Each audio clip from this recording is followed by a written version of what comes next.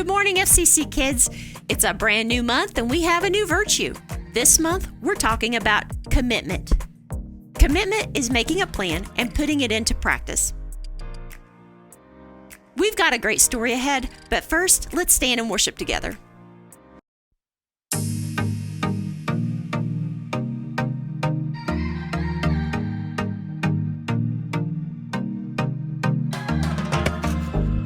Your plans for me are good. You hold my future. You're working all the time. You're the mountain mover. From sunrise to sunset till the sun comes back up again. You're by my side. You started a good work in me. I know that you will complete it. You will see it through. Yeah, I know that you're still working on me. And everything that you say you'll do, 'cause I believe that you are faithful, oh, you are faithful, oh, you are faithful. I'll trust your every word, 'cause I believe that you're working for my good. Yes, you're committed. From sunrise to sunset till the sun comes back up again. You're by my side. You started a good work in me. I know that you will complete it. You will see it through. Yeah, I know that you're still working on me. And everything that you say you'll do, 'cause I believe that you are faithful, oh, you are faithful, oh, you are faithful. You are my hope, you are my future. You are the mountain mover. You are faithful. You are my hope, you are my future. You are the mountain mover. You are faithful. You started a good work in me. I know that you will complete it. You will see it through. Yeah, I know that you're still working on me. And everything that you say you'll do, 'cause I believe that you are faithful, oh, you are faithful, you are faithful, oh, you are faithful, oh, you are faithful, oh, you are faithful.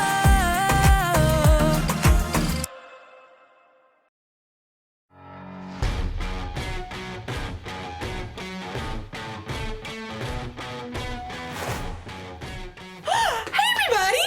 I'm Erica, and I'm training for a 5K race. As you can see, I've been training all day, so as my grandma would say, I'm a little glowy. If you've ever run a 5K, you know it takes a lot more than popping off a couch and putting your running shoes on, okay? It takes commitment. Commitment is making a plan and putting it into practice. And my plan is not just running around a lot. I mean, I've got to train and what I'm calling the 3 S's. Speed, strength, smarts. So there's running, yes, but I'm also working on my strength. And running takes a lot out of you. I just can't take a second. Woo! It's so tired. Your body's gonna want to give up. Ow. But I'm going to train my brain to keep running the race no matter what. Like right now, my body is telling me not to eat this kale because it looks gross. But my brain tells me that kale is good for giving my body energy. So, here goes. Come on, brain! Eat! I can't do it! I can't do it! Maybe I can find some easier ways to train my brain. In today's story, the Apostle Paul wrote about training for a different kind of race. No kale involved. What? No, no, no, no, no, no! The Bible, It's 66 books of history, stories, letters, and poetry that fit together to form God's one big story. The epic adventure of how He created us and loves us so much that He made a way to rescue us. As we travel through the Bible, from Genesis to Revelation, we discover people who met God and found their lives changed forever. Now, for an amazing story inspired by the book of 1 Corinthians, chapter 9, verses 24 through 25. Did you know that some writers of the Bible talk sports? Well, not every sport, but at least one that you are familiar with. Yep, running. Running has been around ever since God created people. In fact, the Apostle Paul uses running as an example in one of his letters to the church in Corinth. In a race, all the runners run, but only one gets the prize. You know that, don't you? So run in a way that will get you the prize. Now, Paul is talking about more here than just running, but first you have to understand what it takes to run a long race. Let's say you want to run a marathon. That's 26.2 miles. There's no way you can just hop up off the sofa where you've been playing video games for months and run that far. So, you need a plan. When I was preparing for my first marathon, I found this plan. I started training more than 4 months ahead of the race, and I started with just a few miles at a time. Once you've got a plan, well, then you gotta move. That means short runs, long runs, and cross-training to work other muscles and prevent injury. Next up, you've got to fuel. Plenty of water, of course. Plus, you need healthy carbs for your long runs like bananas. And maybe some spaghetti and meatballs. What's the last part of your training? Get ready for it. Rest. If you don't rest and let your body recover, you'll get burnt out or injured. The last few days before a marathon, you don't even run at all. Oh, yeah. Running a long race is no joke. But Paul says what we're doing right now, you and me, is even more important. All who take part in the games train hard. They do it to get a crown that will not last. But we do it to get a crown that will last forever. So I do not run like someone who doesn't run toward the finish line. I do not fight like a boxer who hits nothing but air. Paul packs a lot of weight into just a few sentences. Whether you planned it or not, we are all running a race right now. Okay, so that's a little crazy. Clearly, I'm standing here talking to you, and you aren't outside running laps either.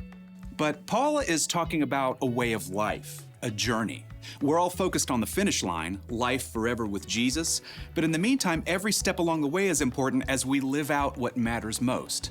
Jesus reminded his followers, "Love the Lord your God with all your heart and with all your soul. Love him with all your mind. Love your neighbor as you love yourself." Yep, love God, love others. That's what matters on this journey together. But just like you can't skip from jogging one lap around the school gym to running a 26.2-mile race, you're gonna need some practice. Your Love God, Love Others marathon needs a training plan.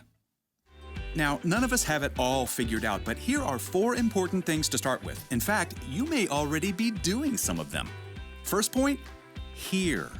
God is the master teller of this amazing story. He's the author of this whole race, so the most important thing is learning to hear from God. That means digging into God's word and hearing the stories and wisdom from people who walked with him. And you can also hear from God from people around you in your life who know and follow him. Now, here's the second step in training for our Love God, Love Others marathon. Pray.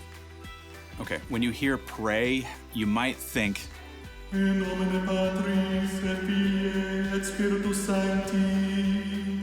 Truth is, you don't need fancy words to pray. You can talk to God anytime, anywhere, about anything, just like talking to your mom or your best friend. Now let's take a look at point 3 in our training plan. Talk. Hello out there! Tell other people what God has been up to in your life, what's changing, how you're learning to love others better. And here's the final point in your Love God, Love Others training plan. Live. Live for God. Let His love fill up every part of your life, at home, at school, at church, even when your dad makes you stop reading your book to play a game with your little sister. Hear, pray, talk, live. That's how you practice loving God and loving others.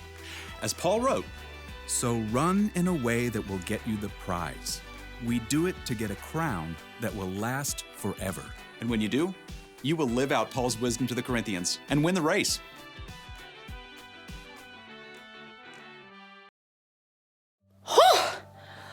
When the Apostle Paul wrote about running a race, it was about way more than a 5K. It was about life, because sometimes life can feel like a race. That's why we've got to train. We need to make a commitment to practice what matters most. Jesus taught that what matters most is to love God and love others. How do you do that? Well, you can start with these 4 words. Hear, pray, talk, and live. Hear. Hear from God. Pray. Pray to God. Talk. Talk about God. Live. Live for God. In the race of life, you can't always rely on your own strength. You'll need God's help and wisdom to keep running. It's not always going to be easy. You may even want to give up. But it's better to keep going, because loving God and loving others is the most important thing you will ever do. Here's the one thing to remember today. Keep practicing what matters most, loving God and loving others. This may come natural to you, or it may seem totally new. Whatever the case, just commit to training a little bit every day. It'll be good for you. I guess if I commit to training, I need to do what's good for me and try a little bit of kale.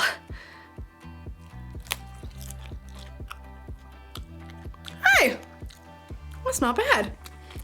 I feel more energetic already. Oh yeah, here we go.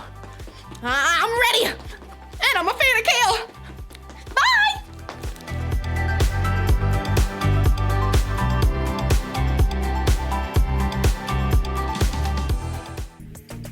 Let's say you want to do something big. You want to learn to play guitar, or win your school spelling bee, or start your own summer business, or run a marathon. None of these are things that you can accomplish in just one day. It takes a plan and lots of practice. And what's the most important big thing that we should work on? Our relationship with God. This takes a plan and practice too. Like our lesson today says, we need to hear, pray, talk, and live. Hear what God is saying to us by reading the Bible and listening to our small group leaders. Pray often, talk to others about Jesus, and live your life for God. This week, keep practicing what matters most. When we choose to practice commitment, we're showing others God's love. Thanks for watching today. Parents, if you want access to more resources like this, be sure to sign up for our parent emails at fccgreen.org/kidsemail and follow us on Facebook and Instagram. We'll see you next week.